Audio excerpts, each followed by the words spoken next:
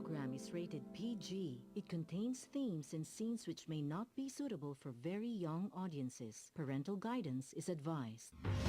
Be advised that the views and opinions of the hosts and guests do not reflect those of the station.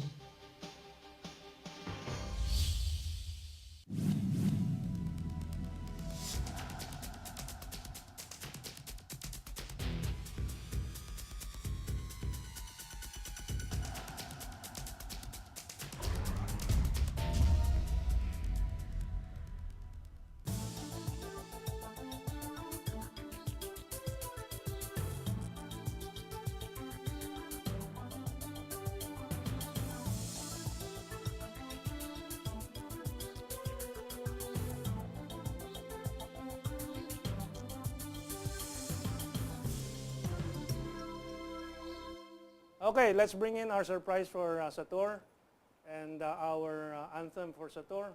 Happy birthday to you. Happy birthday to you. Happy birthday to you. Happy birthday, happy birthday. Sobra. Happy birthday to you. Blow the candles. Yan! Okay. Salamat. Sobra yung kandila. Wag kayong maniwala sa sabi ng director namin mas maganda kung marami. 10 eh. 10. 100 taon na. Okay, yung ideological. Birthday mo rin bukas. Uulitin natin mamaya. Ayun ang pangalawang guest po natin, si Jimmy Regalario for part 2 on the cha-cha. But here we have our long-time ideological leader in the country, SATUR OCAMPO of the, is it correct to say, NDF, National Democratic Front? I used to be, yes. And then Bayan Muna. Bayan Muna, then Makabayan, yes. now And how many years were you incarcerated for your conviction and your struggle? Well, under martial law, 9 years, 3 months. And then after that, another 3 years, mga 12 years. 12 years. Well, not proven guilty of any crime. And how many cases have been filed against you? I went through 8, absuelto ko sa 8. I have a pending one, multiple murder, which the Supreme Court recently ordered to be called for trial. And you never enriched yourself, obviously. Everybody sees that. Obviously, it doesn't show. I have never, I served in Congress for 9 years and my lifestyle has not changed. We have never been accused of any irregularities or scandal, but we were accused of being just left and troublemakers in the streets. And, well, that's the reason why I invited SATUR, although upon invitation, some people texted me and said, hey, that's his birthday. So sabi ko, we'll give him a surprise. Well, I thought of discussing several issues in relation to the Tiamzons arrest, and I formulated the theme, the Tiamzons struggle for social justice, as in contrast to what the military propaganda-wise, I think, would like to portray them as criminals, which we will discuss later. But I put the stress on propaganda-wise because I don't think the military in general really think, the thinking ones in the military think this couple are criminals. We've seen other military officers rebel against the system from the group of RAM. And they had their ideologues. I was telling you, I got in touch with General Comendador. These are highly developed ideological warriors too, aside from being soldiers. And I think they would agree to most of what we will be discussing today in terms of the need of our society to lift the people from crisis that it is suffering for the past decades upon decades. So I thought that maybe we'll start by highlighting the case of the Tiamzons, because I'm aware that there are legal issues against their arrest. SATUR, go ahead. Well, it's good, Mentor, that you mentioned about them being tagged as criminals. in the official statement of General Emmanuel Bautista, the Chief of Staff of the Armed Forces, he said that the Tiamzon couples are accused of crimes against humanity, including murder. It so happens that the case he's referring to is the case I earlier mentioned, of which the Supreme Court had ordered I myself, along with the Tiamzons and several others, would undergo trial. This highlights what we have been pointing out, and human rights lawyers have been saying since the time of Cory Aquino, of the criminalization of the political offense of rebellion. As can be noted, whenever there a top-ranking or suspected leader of the CPP-NPA, the charge is not rebellion anymore. It's either murder, kidnapping, arson, illegal possession of firearms, robbery in ban, and all of these things. No? So it is a very sad commentary in trying to detract attention from the political motivations of these people in seeking social, political, economic changes. No? They try to portray them, including myself, as criminals, to degrade them into the level of ordinary crimes. But it has not deterred the revolutionary movement, the open democratic mass movement, from continuing to grow. Well, I think it's very clear the fact that the Bayan, Makabayan coalition today and the Bayan Muna before have been able to, am I correct to say, garner at least 3 to 4 million votes or 2 to 3 million votes? Yes, almost 4 million. Almost 4 million votes. When Teddy Casino ran the last time, he got more than 4 million. Yeah. And so that means that a significant part of the population does not consider you or your front, your movement, any more dangerous than the other political personalities that have been put in jail also. No? Politics is politics. Yes. Diba? Yes, the fact that since 2001 we have been repeatedly returned to Congress and with an increasing voting base. That speaks a lot. And that's what I told you earlier, or when I texted you or called you, I said, you've been doing so well in the past 10 years, primarily because of your consistent advocacy for the issues of the consumers, electricity, water. Yes. I must congratulate your movement for having people like Teddy at one time, and now Nery Colmenares, Kakaloy Sarate. Yeah, Sarate and the others. Yes. I don't memorize the names, but how many representatives does the Bayan? Makabayan now is 7.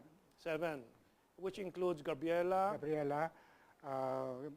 Bayan Muna, Anak Pawis, ACT Teachers Party, and Kabataan. So 5 groups. Okay. And you are able to garner enough, and these are committed votes. Yes. Committed votes that would equal what is given, credit given to the Iglesia ni Cristo. That would be more or less the same, 4 million.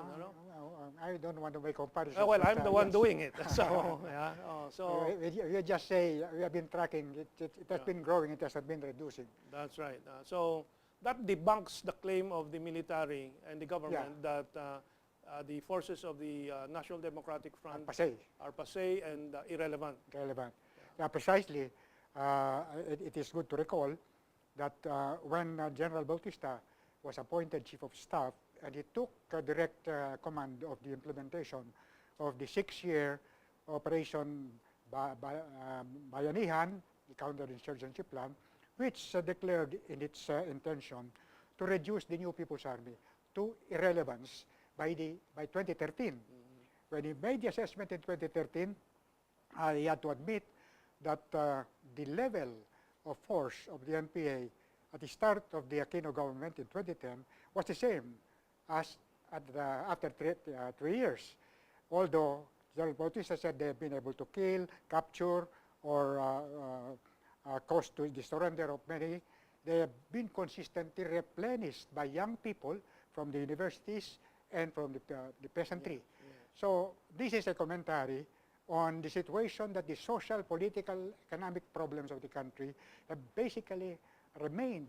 And it's not just remained, it's gotten worse. War. Well, as you I know, agree. yeah, They were SATUR, I worsening. come from the moderate camp. Although one of my brothers, si Hanson, was with the militant movement from university days, no, in the 60s and 70s. Ako naman, sila Father Blanco and so on. No? But I have since rejected that, having been more enlightened by experiences of the past 40 years, that long already, Yeah. you know. And the past 10 years, as I said, I've observed you, your movement, and it has been consistent, it has been strong, it has corrected mistakes, and definitely there have been a lot of mistakes, no? But the important thing is to be able to correct and move on. And so continues to be very relevant. However, are there limits to this growth? Even the Iglesia, in their own sector, the religious sector, seems to find a limit to its growth. What about the NDF? What do you think? Well, it has been in existence for more than 46 years, going 46. There has been growth. Then there are constriction at certain ebb and flow. The movement terms it, there's an ebb and flow. On the other hand, SATUR, But go ahead. Yeah. the thing is that all, starting with martial law and all the different counterinsurgency plans, administration after administration, have failed to really. Well, it's very clear with faith. 4 million votes, it can be a swing vote on major, as Iglesia Ni Cristo is. No? Okay. But it is also a truism, as we both know, studying politics, that what is required for a political force to change society is just 3% of the population. If you have 4 million votes, that's 4% of 100 million Filipinos. I don't think any political movement can cover a real huge segment except the established powers. They always control the means of information and so on. That's very natural. So I have some other questions, but you may want to highlight some things about the case of the Tiamzons again that I may be moving too fast. What about the JASIG and the claim of the military that it's justified, their arrest is justified, while the NDF is saying, no, it's not justified because they're covered by the immunity of the JASIG. What's the JASIG first, for the benefit of our audience? Regarding the JASIG, it is the Joint Agreement on Security and Immunity Guarantees. That was the second, or actually the first, after the Joint Declaration of The Hague was signed September 1, 1992, by the emissary of President Ramos. The JASIG was necessary in order to ensure a continued or uninterrupted flow of peace negotiations involving representatives of the National Democratic Front coming from the underground, who would surface and has to be given protection against arrest, harassment, harm, or any impediment in their participation in the peace talks. So it is the NDF that issues the identification card with the government panel having counterpart for those who use their real names. But there's agreement to allow others to use pseudonyms, and to countercheck their real identity, they have to go to a deposit of the real names and their pictures that was held in The Hague. The agreement was signed in 1995, but they decided to check on that file only in 2011, and it was filed in the old type of computer diskette, and it got corrupted and couldn't be opened anymore.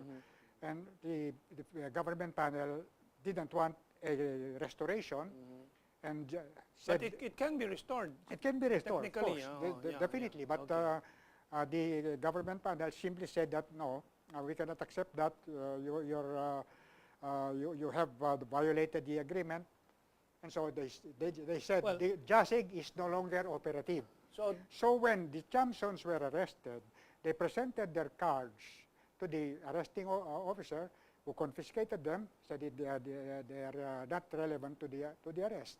That's why the lawyers are questioning the arrest on the basis of that. okay. Well, 2 points that have to be made clear sa public. One is the reason for the JASIG and the negotiations is for the ideal of peace, but not just peace, any kind of peace, but from the NDF point of view, it's peace with reforms, based Yes. on reforms. Can you explain that? Because people may not understand that Yeah. you are negotiating on the basis of some conditions. Yes, the point of view of the National Democratic Front, because, by the way, I was the first designated negotiator for the National Democratic Front in 1986-87 under Cory. That did not succeed because it was sabotaged, among others, by Fidel Ramos and Johnny Enrile was Secretary of Defense. Anyway, from the very start, the National Democratic Front submitted a program, no, of proposals for social, economic, political reforms that should be the subject of negotiations. The condition is that there would be an agreement between the two sides to on what to do, no, on the identified fundamental problems of the country, and then to agree to work together.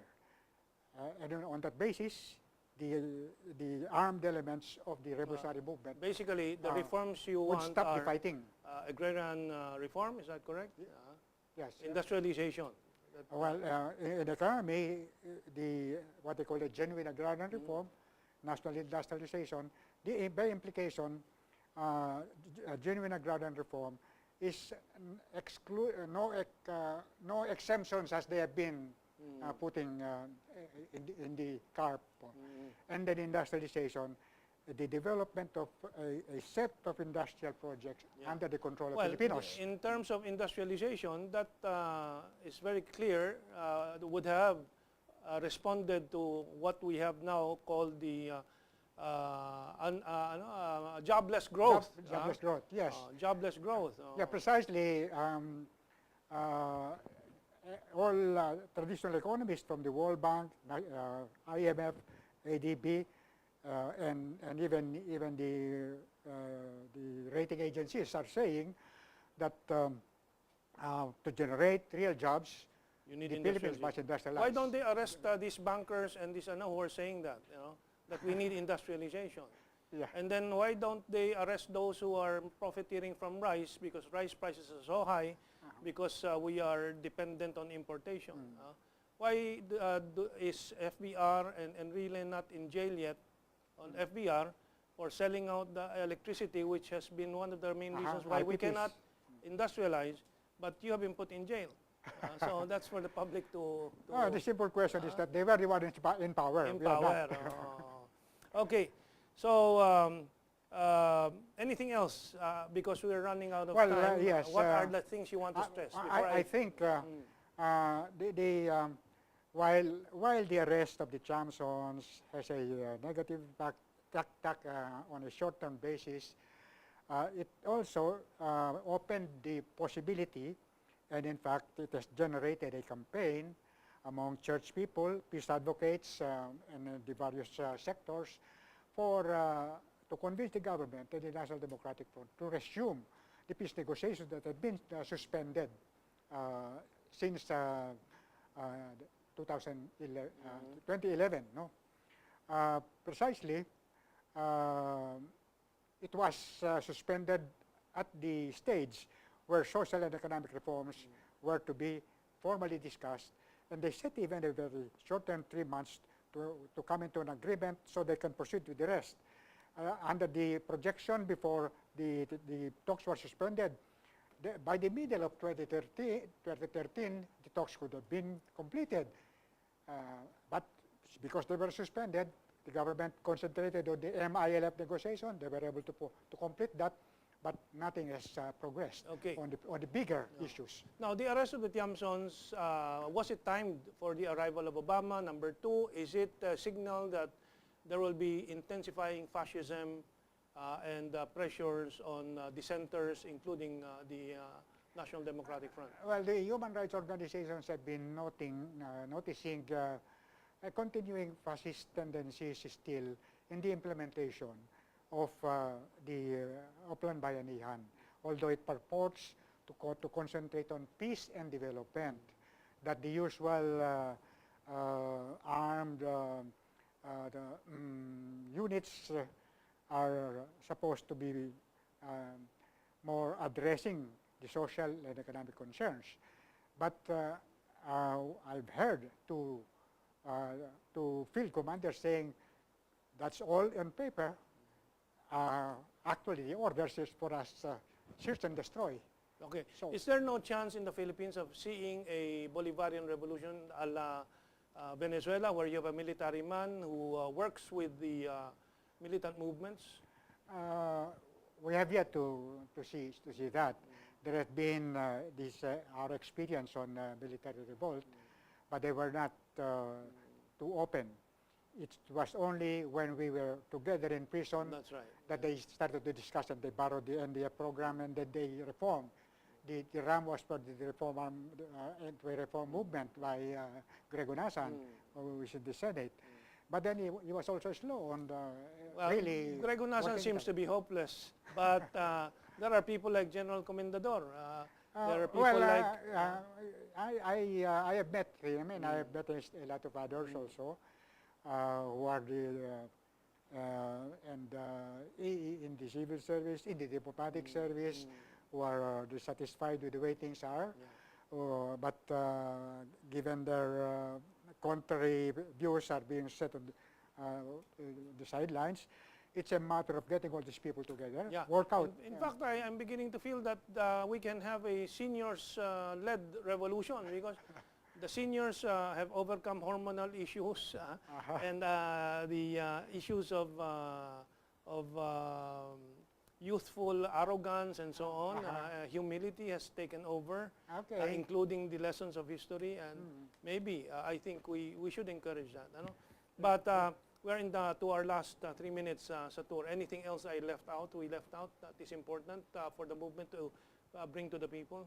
Well, I think we have covered sufficiently. I think an important factor here is that I think President Aquino works on an ideological barrier. You know? He looks differently at the MILF from the CPP-NP and DF. Yes, yes. So that has spelled the difference between him having favored completing the talks with the MNLF, which concerns only the section of Mindanao, Muslim Mindanao. Well, but the bigger, but there is still time for him to refocus on the bigger problem that involves the entire Philippine society. I think that is hopeless if you're hoping for that from B.S. Aquino. Yeah. I am always an optimist. You're more optimistic than I am. In fact, General Comendador, when I talked to him, he says, you know, I asked him, so what's your summary in short? No, what's the situation of the country?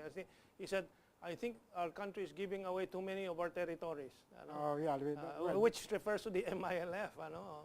But well, it's good to see you going strong, despite 10 candles over there.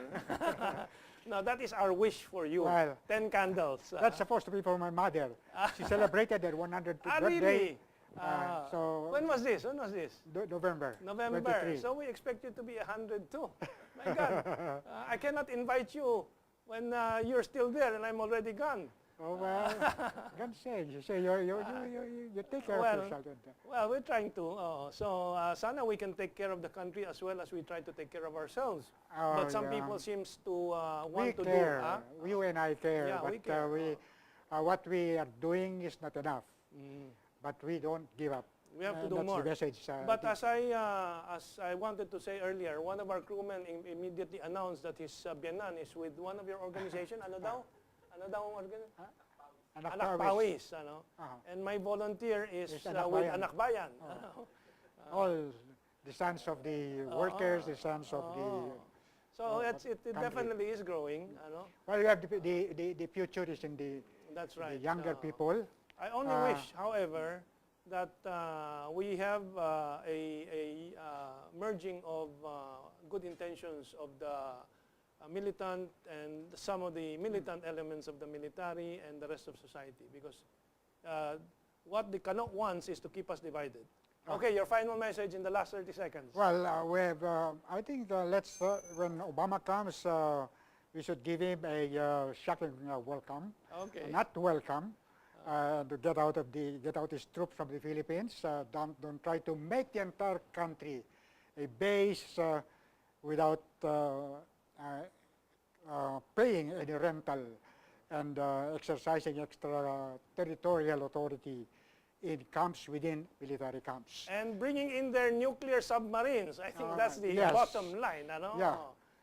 Putting in danger, in peril our country against any attack, because it has developed a lot of enemies, including among the Muslim population. Okay.